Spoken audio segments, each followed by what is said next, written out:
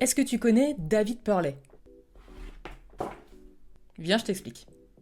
David Purley, c'est un ancien militaire devenu pilote de Formule 1 dans les années 70.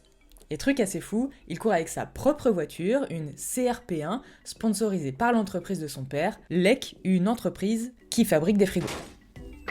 Mais derrière ce côté pilote amateur avec un sponsor un peu chelou, il y a un gars qui est hyper respecté et très courageux. En 1973, il a tenté, en vain, de sauver un autre pilote coincé dans sa voiture en feu, en pleine course, seul, sans aide.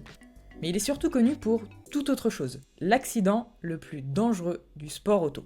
1977, essai de préqualification à Silverstone. Purley est dans sa monoplace, il pousse la machine, et là, l'impensable.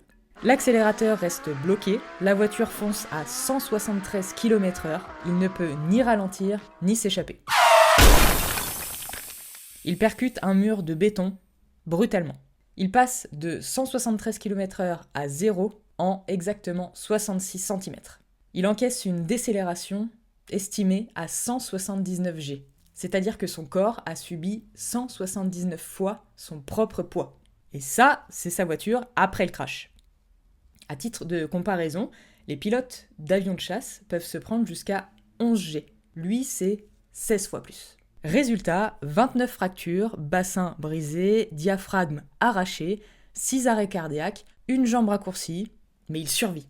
Il est opéré, rééduqué, et il va remarcher quelques mois après. Après ça, il reprendra un peu le volant de plusieurs F1 dans des courses locales anglaises, notamment au volant de Porsche, mais il se tournera ensuite dans le pilotage d'avions et participera à des compétitions d'acrobatie aérienne. Et tragique ironie du sort, il perdra la vie dans un accident d'avion le 2 juillet 1985. Cet accident sur le circuit de Silverstone reste à ce jour l'accident le plus dangereux et impressionnant de l'histoire du sport auto. Maintenant, quand tu verras un GP à Silverstone, t'auras une petite pensée pour David Purley. Allez, je te lâche là-dessus. Moi, je vais aller faire quelques drifts avec ma Twingo. Abonne-toi, prends soin de toi. Bise!